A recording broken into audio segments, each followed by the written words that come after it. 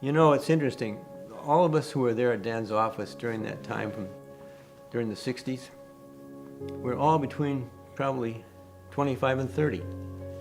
And some of us with very little or no experience. And we'd sit down together and he'd do a little sketch and we'd talk about it over our desks, and then Dan would go away for a couple of weeks, you know? So we would individually work on these things with the architects that we were collaborating with by phone and drawings and so on, back and forth. And Dan would call in maybe once a day or maybe every 2 or 3 days while he was away, say, how's it going, you know, and what's happening. But more or less, we had to answer all the questions ourselves while he was away and develop these things. And I guess we learned quickly.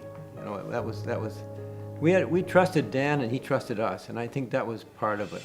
And we also helped one another. Each of us had different backgrounds to a certain extent, and when we did a project, we assigned 2 people to every one we did. So if one of us was away, and a lot of us traveled a lot, I mean, sometimes we'd be gone for 3 or 4 or 5 days, 2 or 3 times a month even. So someone else had to know what we were doing if we were away.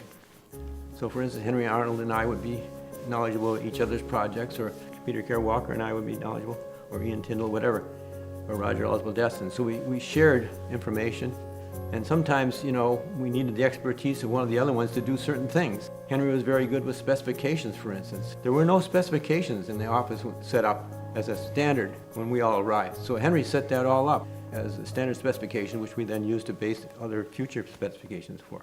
I don't know why there weren't any specifications, but I think it was possibly because in the early days, Dan was doing so much traveling to architectural offices that I think they did most of that work based on what Dan had suggested. And I think that's how a lot of the projects were done, mostly. I mean, there wasn't that much drawing probably done in Dan's office because there weren't that many people to do it.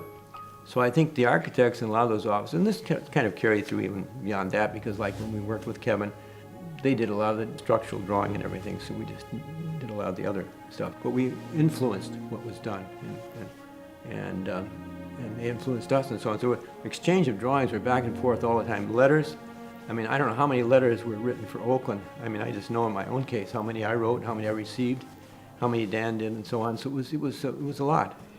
And there were a lot of trips. We made a lot of trips for construction to follow through to make sure things were done properly. But that's how it worked in those days. Somehow it all worked out. But we all learned in the process, and we all learned from one another as well as from Dan. It was a great exchange of personal abilities.